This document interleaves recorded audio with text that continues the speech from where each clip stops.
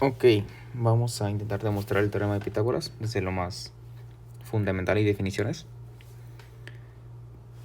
Para ello vamos a dibujar un triángulo.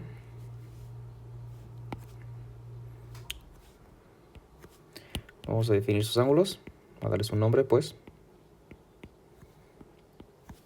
Y bueno, vamos a llamar a sus lados también.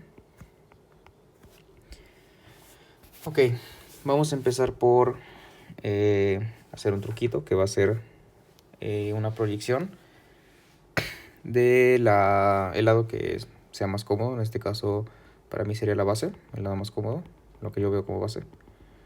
Entonces hacemos una proyección que sea perpendicular a la base o al lado que se haya elegido. Y entonces vemos que aquí se nos forman dos triángulos rectángulos, este de aquí y este de acá. Entonces, por cómo están definidas las funciones seno, bueno, la función seno, tenemos que L1, seno del ángulo, es esta altura de aquí que voy a llamar h. Y por el otro lado lo mismo con L2 y θ. Entonces, como los dos dan h, podemos decir que L1 seno de phi es igual a L2 seno de θ. Es decir, L1 entre L2 es igual a seno de θ entre seno de phi. Bueno, ¿por qué es interesante esto? Porque ese es un cociente que va a variar dependiendo de los ángulos. Pero si fijamos un θ y un phi, eso se vuelve una constante. Es una constante para todo θ como phi que fijemos arbitrariamente.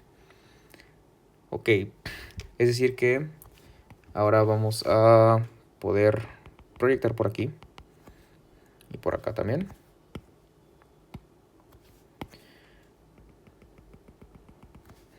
¿Para qué proyecto? Bueno, supongamos que esta línea, como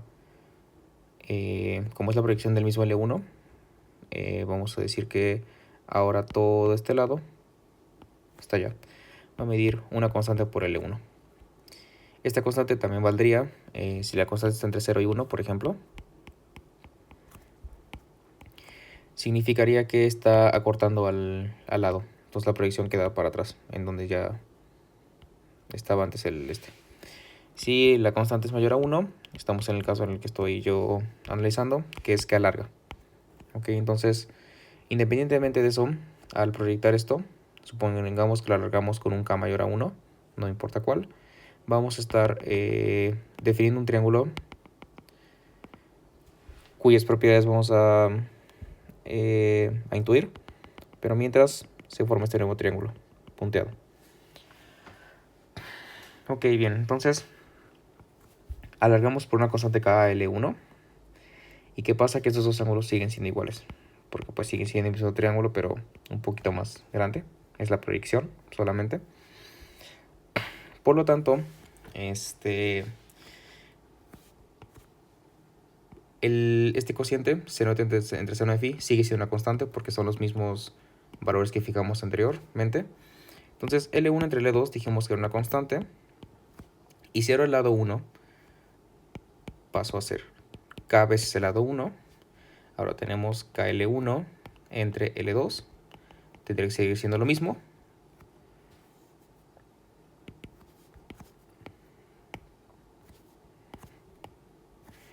Y para que eso suceda, forzosamente L2 tendría que crecer a la misma razón.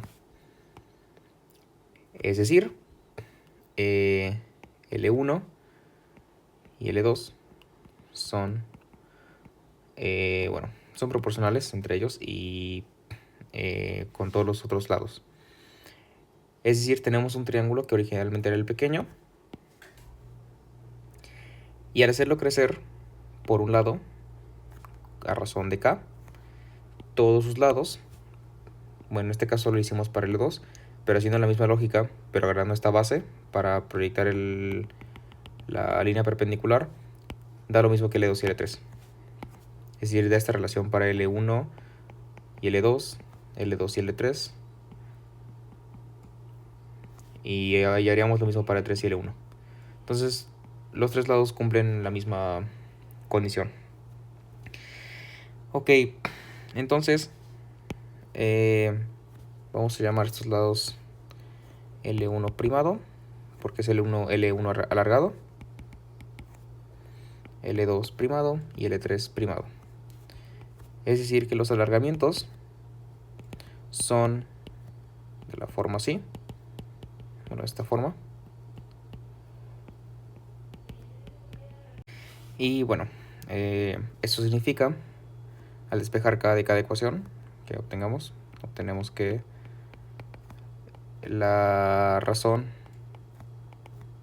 entre las longitudes primadas o alargadas y las originales tiene que ser siempre igual, por lo que dijimos. Ok, entonces esta condición da pie, o bueno, se le llama semejanza entre triángulos. Y específicamente este caso es el caso en el que tomamos en cuenta el criterio, bueno, lo que se conoce como el criterio ángulo. Porque bueno, fijamos dos ángulos que eran iguales por la condición que obtuvimos aquí. Si dos triángulos tienen dos ángulos iguales, van a seguir esta lógica de que este cociente se tiene que mantener constante y sale esta K de proporcionalidad. Entonces en este caso la K es un coeficiente de proporcionalidad.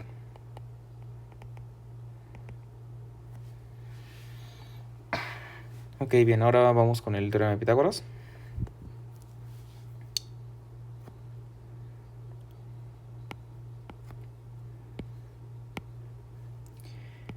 Y para ocupar la siguiente herramienta voy a tener que demostrar una cosita aparte.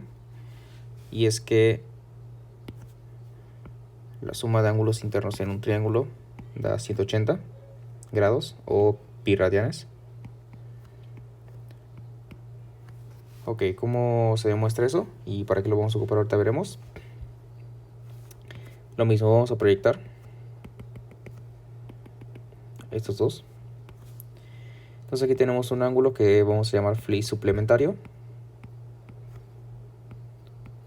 Y este va a ser θ suplementario. Entiéndase por suplementario que un ángulo más su suplementario da pi. Así se define el suplementario. ¿Por qué? Porque sabemos que esta apertura, la apertura de una línea recta, por así decirlo, es pi, por definición.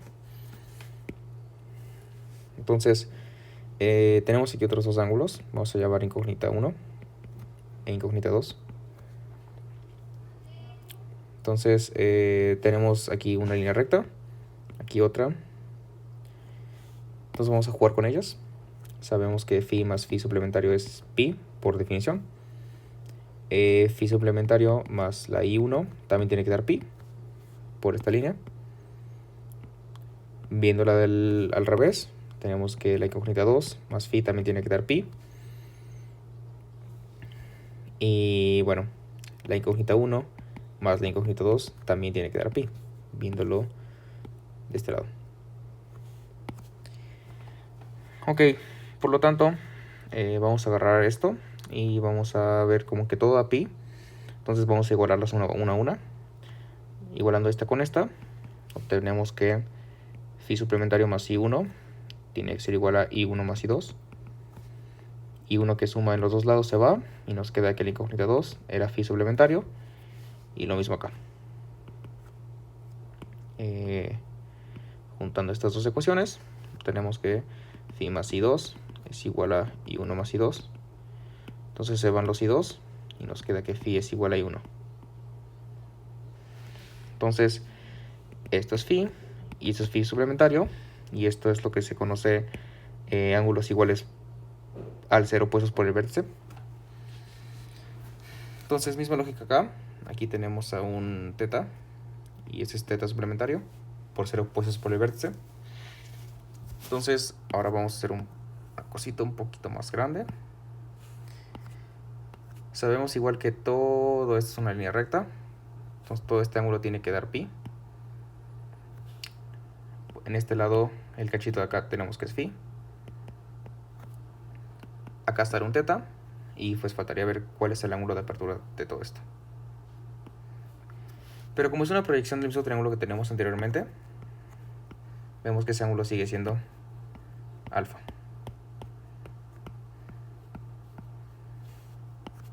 Entonces, si ese ángulo es alfa, completar todo me debería dar pi, por lo que phi más alfa más teta es pi, que son los ángulos enteros de un triángulo arbitrario.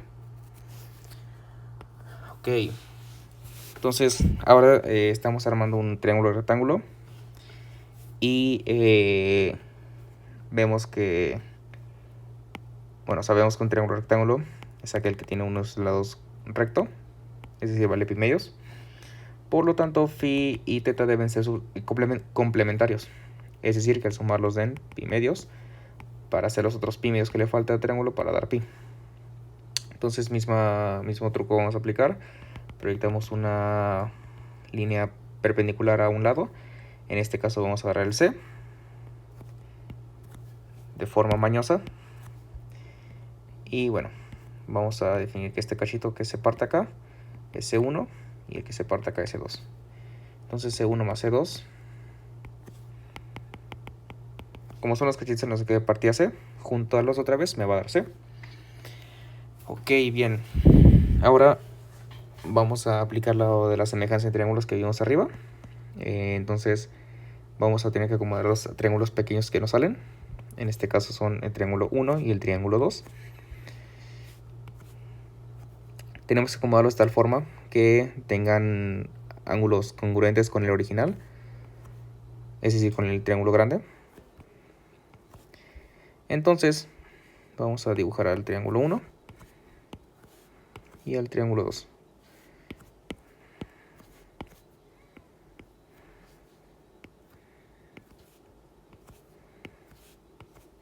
Ok, entonces tenemos que acomodarlos de forma que aquí esté el phi y aquí el teta, para que sean congruentes con el original.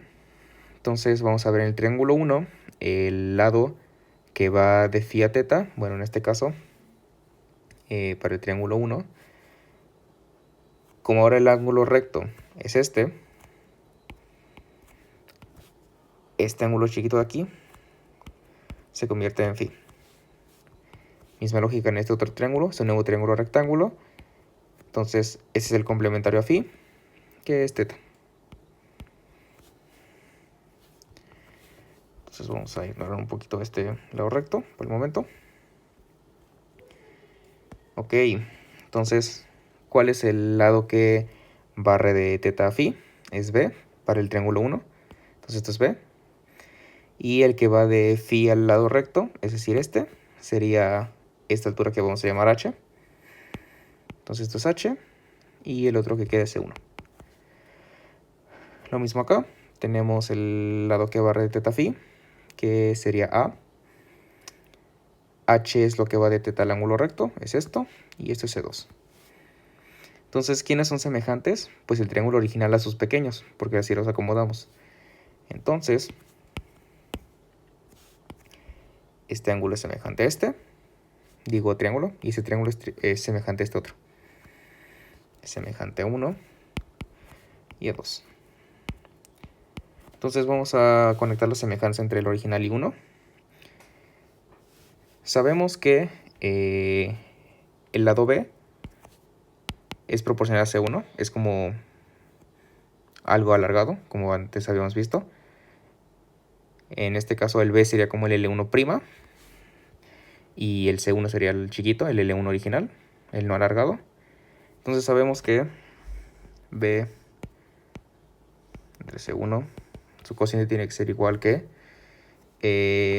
¿a quién vamos a decir agarrar? Bueno, era este con este, y queremos relacionar el B de aquí con el B de acá. Entonces vamos a tener que agarrar el lado de aquí, que en este caso es proporcional al C original, porque este lado con este lado son los semejantes.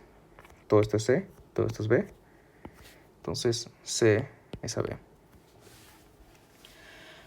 Ok, entonces eso fue del 1, del primer triángulo. En el segundo triángulo vamos a hacer lo mismo. Vamos a querer relacionar a la A del triángulo original con el del triángulo 2.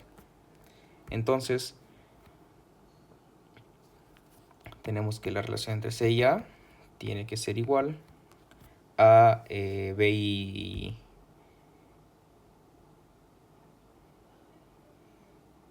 No, A y C2. Sí, porque ahora es este con este y este con este. Ok, perfecto. Entonces, de aquí podemos decir que B cuadrado es igual a CS1.